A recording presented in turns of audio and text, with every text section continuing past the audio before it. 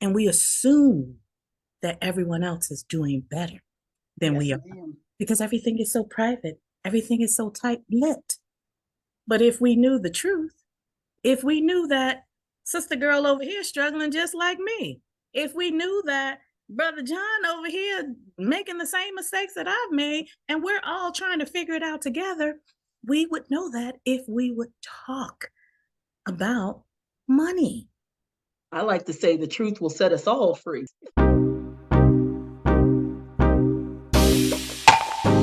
Thank you so much for agreeing to be a guest on my channel and to participate in the series called Black Women and Wealth Conversations. So welcome. I'm so excited. Yeah. The reason why I do this series, Black Women and Wealth Conversation, is because I want to normalize us talking about money, because I feel like so many of us were taught that it's taboo to discuss money. We're taught that it's taboo to talk about how much money you have or talk about what you're doing with your money. And because it's so taboo, we make mistakes or we do things that we're ashamed of. And as we're overcoming some of the mistakes we've made in the past, I hope that we can inspire other women, specifically other Black women that may be watching us, so she will know that she's not alone. And also so she can see other Black women that looks like her, that's building wealth, that's investing, that's achieving financial independence. So thank you for agreeing to participate in my little project. Yeah. So let me ask you, what does financial independence mean to you? So, as we've discussed before, financial independence means different things for different people. Mm-hmm. For me, one of the things that I would constantly struggle with as a kid and also into my adulthood is feeling like I couldn't do what I wanted when I wanted. So I'm going to give you an example. Putting aside the fact that I have size 11 feet, I've always wanted like some rain boots because, and it's raining right now. Every single time it rains, I'm ruining sneakers, I'm ruining my shoes. And I kept telling myself, I want some rain boots. Why did it take me several years to buy rain boots? In my mind, I kept thinking, oh, you don't need to buy those boots. That's a splurge of money. You could take that money and put it towards, extra towards your car payment or something. I was denying myself things that I needed. Things that you needed. Things that I needed. Rain boots. Yes. Because I had this, I'd like to term it a poverty mindset that stemmed from when I was a kid. And not only did I not have any rain boots, I didn't have any regular boots. And so, what financial independence means for me is that I can get the things that I need, do the things that I want to do, help the people that I want to help without having to go through all of the mental gymnastics about it. Yeah. Especially to simply meet your needs, not anything extravagant that you may want, but you don't want to have to think twice about meeting your needs. Rain boots, that's something simple, right? But, it's also been other things. Like there was a time in my life where I had to file for bankruptcy, and on one of your other videos, I commented briefly in the chat about this, but I was in a relationship with someone for over a decade.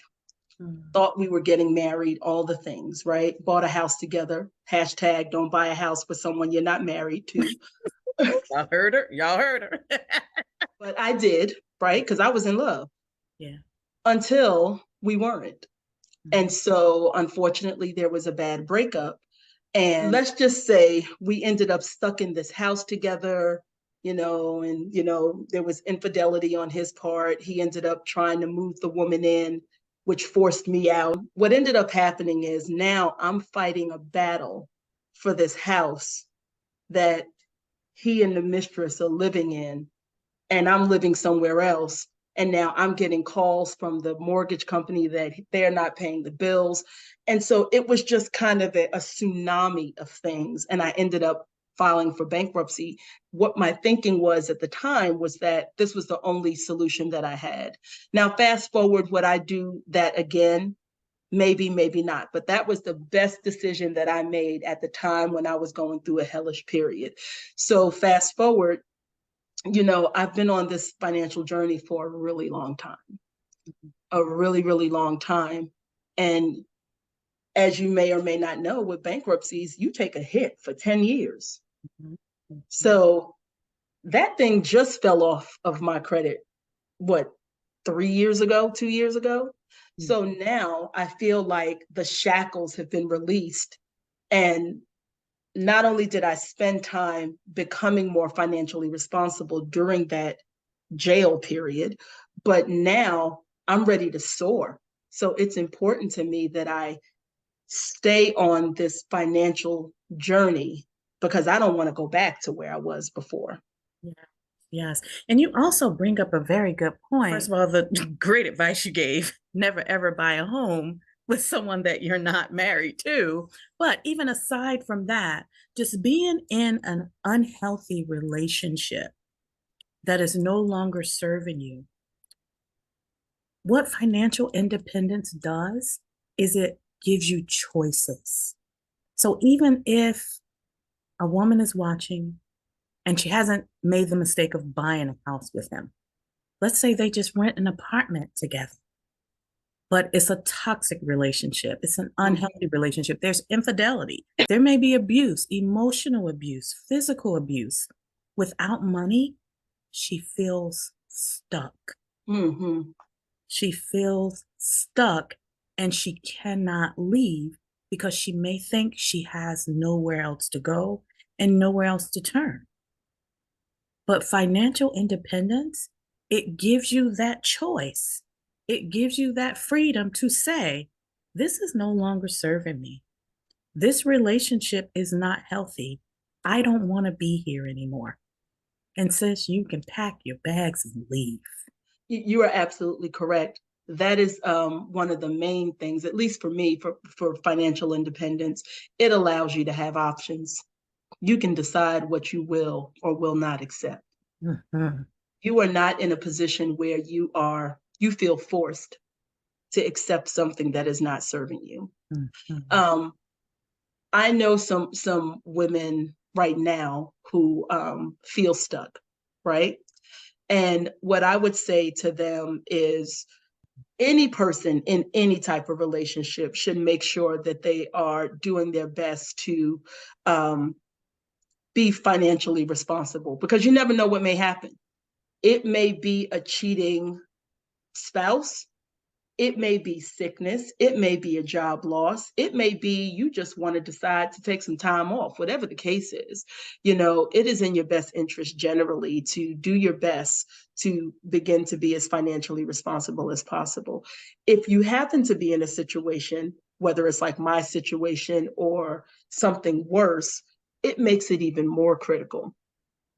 But even if you were in a bad situation and you haven't been as financially responsible as you could be, don't feel like there aren't any resources, because the devil is a whole lie. And the devil will have you thinking that not only do you not have any financial resources to exit up out of whatever the situation is that you don't want to be in, but that people will judge you if you do. Mm-hmm. And one of the things that you and I were talking about earlier was, people tend to tie their sense of self-worth to the financial mistakes, or any mistakes for that matter, that they made.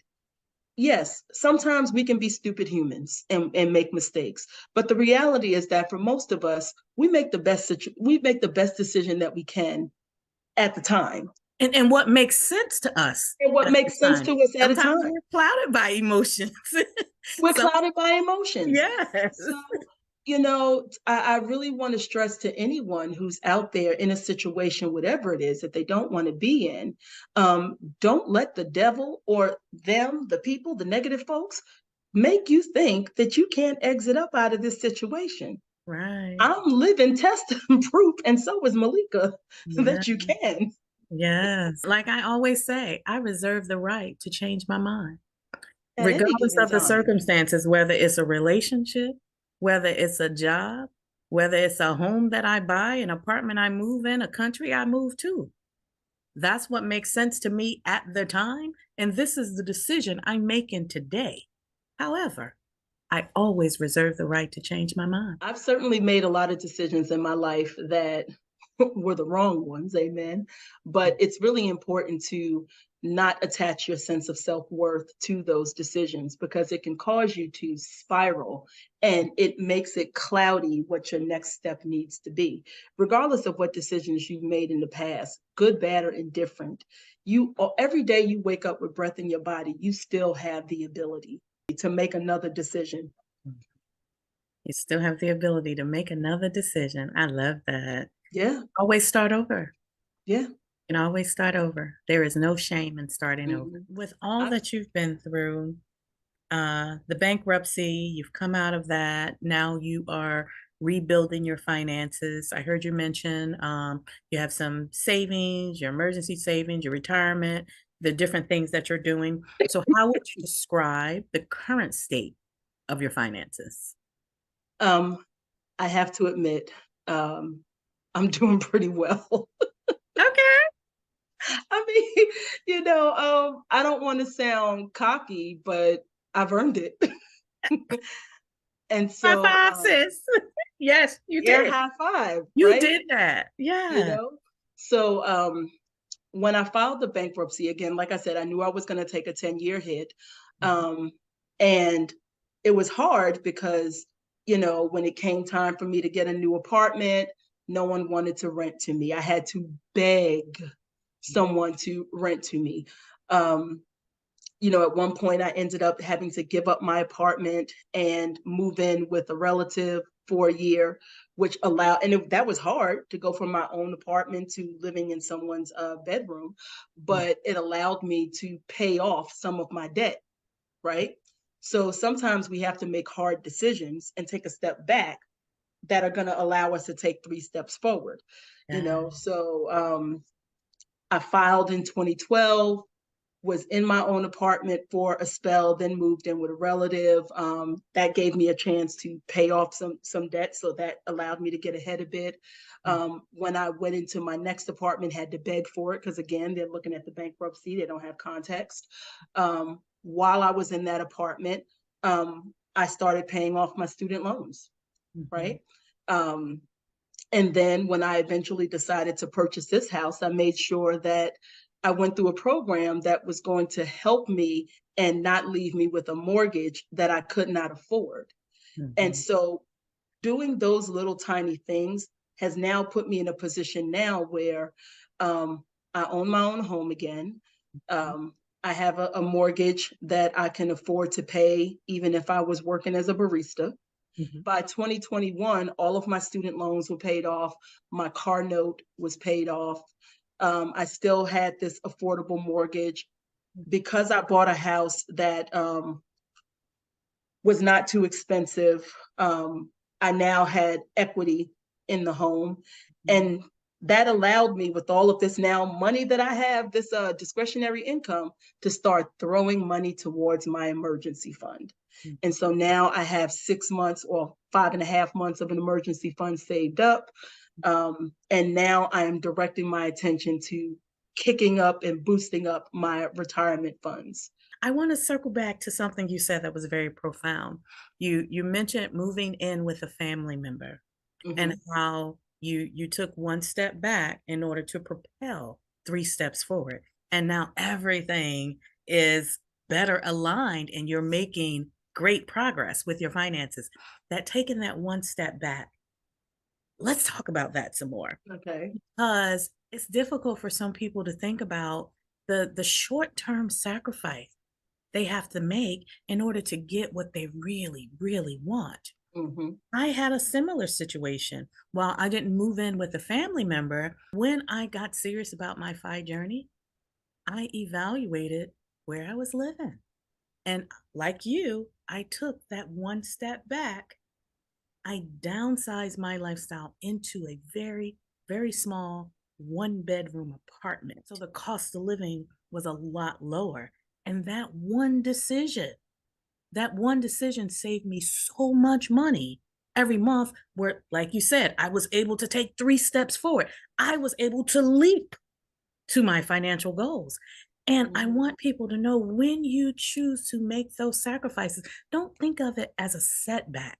Think of it as a short term decision you're making so that you can get to what you really want to get to faster. It can be difficult for people to see it that way because we live in a society that basically pats us on the back for the things that we achieve. But let's just say I've had family members express displeasure with the model of car that I drive. And I don't even like the car that I drive, but I drive it because it's affordable and it gets me from point A to point B. And I'd rather spend my money on contributing to my retirement account. So when I hear my family make statements like that, I know they don't mean anything by it, but it still makes it harder for me to stay on this journey. It makes it harder for me to remember, actually, I don't care what they say because I'm on this journey. So it is a work in progress, I would say. You know, as the individual, you have to decide that your priority is going to be your goal to the exclusion of what everyone else is saying. And it's going to be hard at first because we all got feelings, right? But the more your finances begin to look a certain way, it gets a hell of a lot easier. And that's why I always say, when someone is setting a financial goal, the very first step is understanding your why you Mm-hmm. want, why it's important to you. Because when you face those headwinds, like judgment from other people, especially people that are close to you, it is so hard hearing negativity from people that are close to you. When you get that judgment from other people about what you're doing, when it's Mm-hmm. something that's important to you, you're able to see it more as the noise that it is and Mm-hmm. stay focused on the path that you're on versus being influenced by it and second guessing what you're doing. I absolutely agree. It is crucial that you understand what your why is because that's what's going to keep you on the race when you have people, you know, telling you that you should be, you know, with the money that you make, you should be traveling to the Caribbean every week. Mm-hmm. Who lied to you? On this journey to financial independence, you're going to get the judgment. Yeah. Expect it. If you have not already, you are lucky. So expect to receive it at some point. People are going to people. I heard you mention several times about your emergency fund and your retirement funds. Are there any financial resources that helped you get on the path that you're on now? Yes. So my path began once I was like, okay, you know, if I'm going to be in this bankruptcy 10-year hell, I might as well make the most of it. It started with me reading The Total Money Makeover by Dave Ramsey. Now, I know that Dave Ramsey is a polarizing figure. I'd like to go on record as saying that when I bought the book and read the book, of, I was not aware. However, Mhm. um, the book helped. Mhm. The book, like the baby steps, Mhm. that's where I started. Okay. It said baby step number one, establish an emergency fund of $1,000. That's what I did. Mhm. When it said start, paying off your debt and using the debt snowball method, that's what I did. Now, because of my particular circumstances, I went from following verbatim to being Dave Ramsey-ish, Mhm. where because he makes some recommendations about not contributing to your retirement account until you pay off your debt. Well, for me, that wasn't an option because my employer required me as a condition of my employment to contribute to my retirement account. So I couldn't just cut the payments off. So Oh, that's where I began to kind of interpret the baby steps to fit my life. But it was the start. That's where I started. okay. From there, I started watching a whole lot of YouTube. Hashtag YouTube University. It's how I found you. right? And so, I started watching videos on personal finance, and that's when I began to learn different things. They say when the student is ready, the teacher will It will appear. appear. Uh-huh. And I love that you mentioned the book that got it all started for you. And although, Dave Ramsey is polarizing and you may not be a complete fan of his, I think it's still a good thing that you give credit to where you started. Because it also is a perfect example of how you continue learning and continue growing, and you'll start doing things differently. Mm-hmm. But at some point, you have to start somewhere. You So, have like to start me, somewhere. I don't know if I ever shared this on the channel, but the first personal finance book that really resonated with me was Rich Dad Poor Dad by Robert Kiyosaki. I read that too. I'm not a fan of Robert Kiyosaki now, but back Yeah, he's then, gone off the rails a bit. yeah, and we won't get into that. But back then, that book was the holy grail. That book turned on a light bulb for me because it explained the difference between how working class and middle class people think and manage Mm-hmm. money versus how wealthy people think and manage money. And the wealthy dad, he was sharing perspectives and examples that I had never, ever thought of before. And I was like, but it's so simple. I could do that. And it planted a seed for me. And that's how I started thinking about money differently. I'm not a fan Mm-hmm. of his, but I can credit his book for helping me to get started. I read that one too. Any book that I was able to emotionally connect to, Yeah. I found it easier to begin to implement some of the things that they were trying to teach. So it really just began there. And then, as I began to watch YouTube more, I started Googling specifically personal finance, how to get out of debt.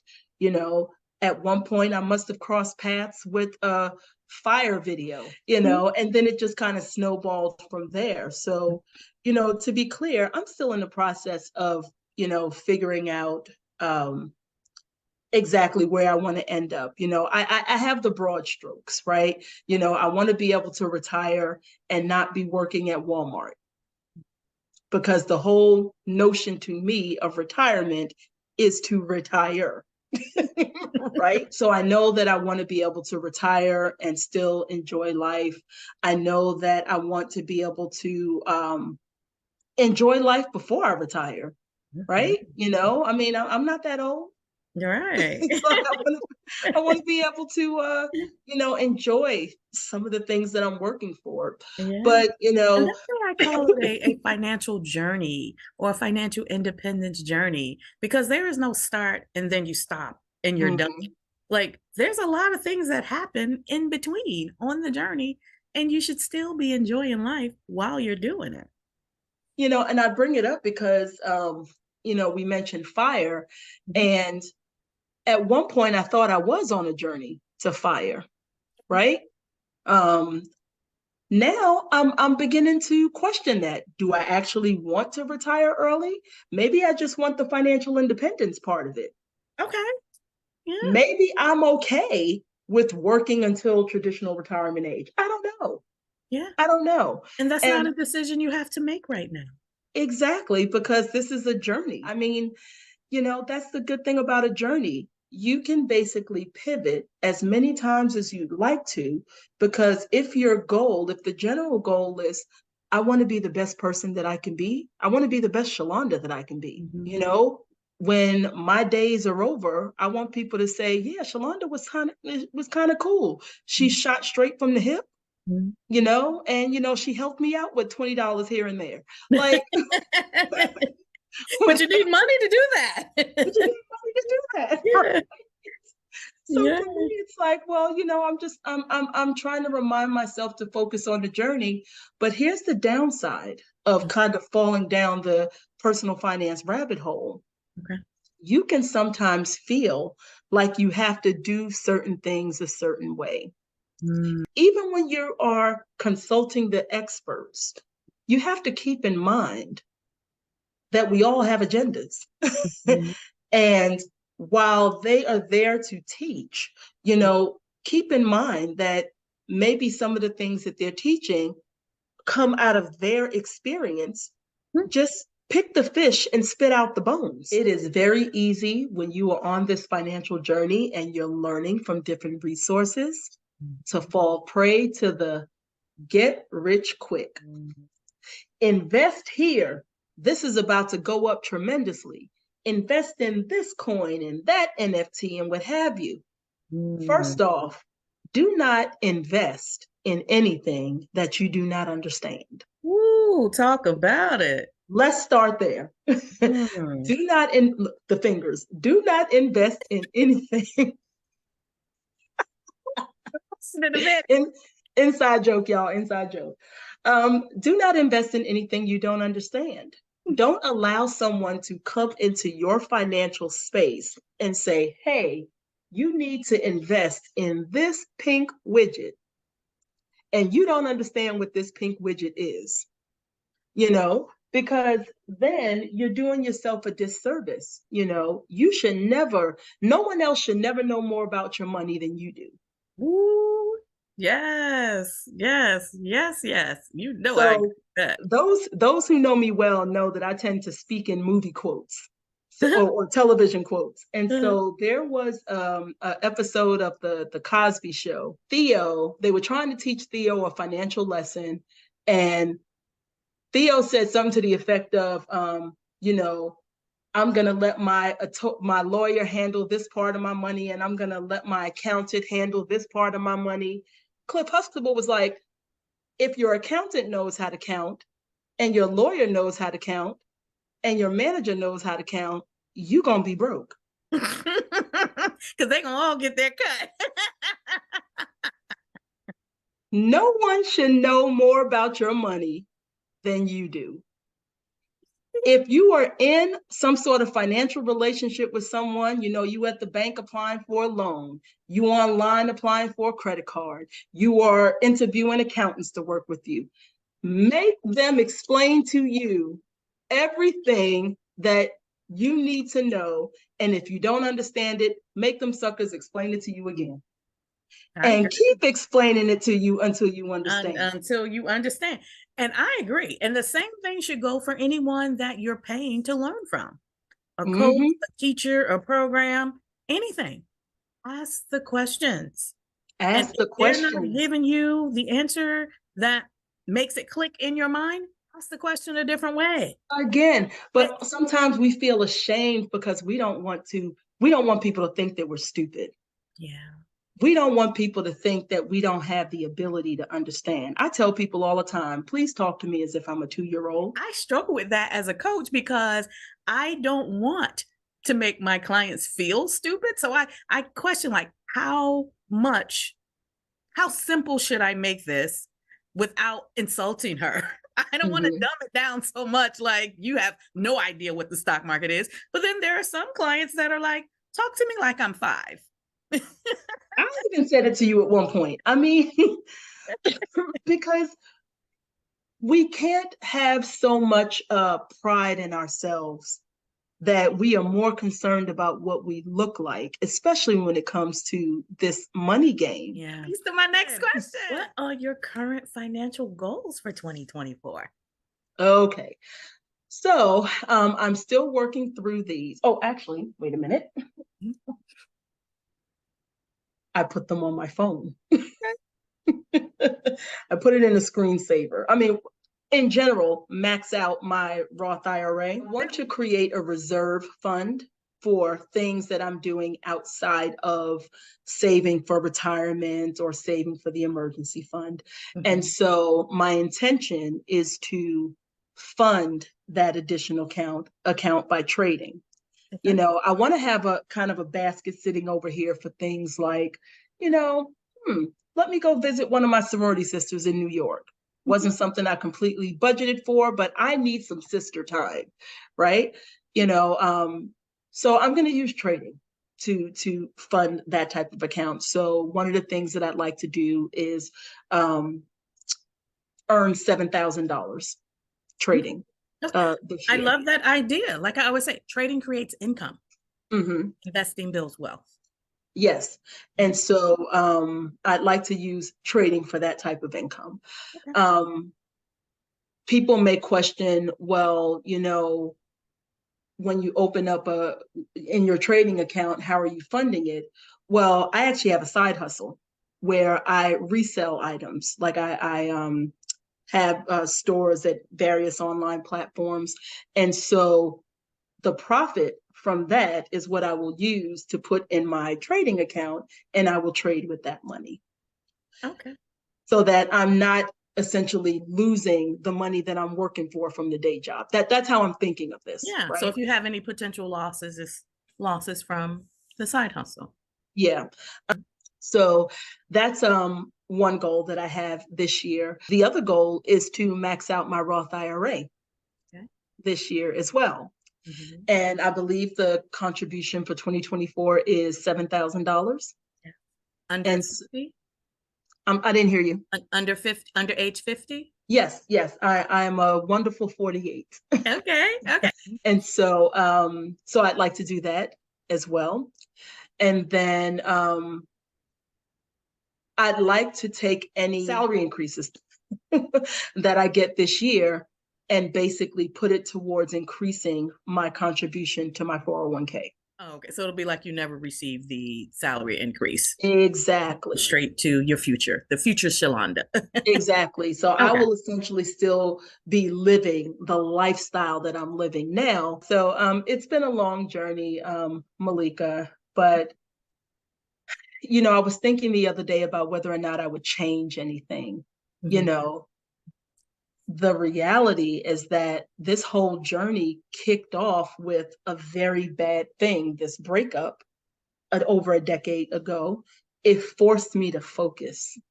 And while I would have preferred not to go through that fresh hell, I now know that it was necessary because I don't think that I would have ever become the person that I am now with finances had I not gone through some of the things I did financially. So, What advice would you give other Black women who are pursuing similar financial goals?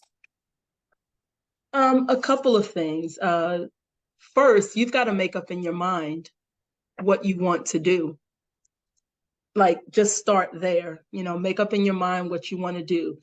I count it towards. I count it like when you're lying in bed in the morning, you first think about getting out of bed before you swing your feet over the edge of the bed.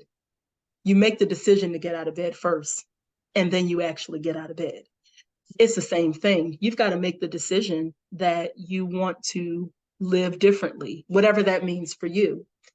The next thing is put yourself in situations where you can learn. If there is a knowledge gap, like if you want to learn how to build a widget, go on YouTube and Google, how do I build this widget? Ask your friends, hey, do you know how to build this widget? You know, utilize the resources that are around you, whether it's friends or family. In my case, you know, a college friend that knows one coach, Malika. And so, um, you know, utilize the resources that are around you, whether it's books at the library, YouTube, friends, family, what have you. Also, accept early on that not everyone is going to be on the same journey as you're on. And it's accept that and accept that it's not going to be easy. It's not going to be easy when you are beginning to are beginning to improve financially, but you may have people around you that are still struggling. Everyone has a right to live their life however they want to. Sometimes you will be able to help people around you. Sometimes you may just have to love them from a distance. It's going to be hard, but you will need to accept it, because the best thing you can do for people that may be struggling around you is not be one of them, because then it puts you in a position where you can help when you can. The final thing I would say is when it comes to helping people around you, don't set yourself on fire to make them warm. Don't help to your detriment, because then you're just going to fall right back to where you were before. Don't set yourself on fire trying to keep someone else warm. That reminds me of something that I recently heard Tyler Perry say. He was talking about how Black people, in particular, when we are new money, when we finally get to our goal, when we finally achieve that pinnacle of success, we're new money. We want to help everybody. Yeah. Want to help everybody. We feel like we got to break this person off. We feel like we need to help this person. We want to be able to pull everyone up. And he said, when you get your first boat, meaning that first taste of wealth, everyone can't come. Because if you try to put everybody on that little bitty boat, what you think gonna happen to the boat? Going capsize. He said, you get on that boat and sail to the other side and get a bigger boat. Mm-hmm. Keep going, get the bigger boat, and then try to help whoever you can help. But more importantly, whoever wants the help, because not Whoever wants everybody help. wants what you have. If No that matter ain't a whole word. no matter how much they may be interested in it, no matter how much it may inspire them, not everyone wants what you have. But get that bigger boat first and then come back to help the people that want the help. Indeed. But for those who may be watching and they loved everything that they heard you say and they want to know more about you or they want to follow you, where can they find you in these social streets? Okay, so a couple of things. I am on Facebook. Shalonda Monique King is Okay. where you can find me on Facebook. Um, I doubt you'll find somebody else with that name with a bald head. So I am on Instagram as well. On my personal Instagram, I'm not really too active, but I do have an Instagram for my shops. It's under Menagerie Market. Again, you'll see my Okay. beautiful face with a top hat on. Okay. I am on YouTube as well as Menagerie Market as well. Thank you for giving me your time. Thank you for sharing your wisdom and sharing those great points for other Black women to consider as they're on their financial journey. Continue learning and continue investing so you will also be able to live what you love. All right. Bye for now.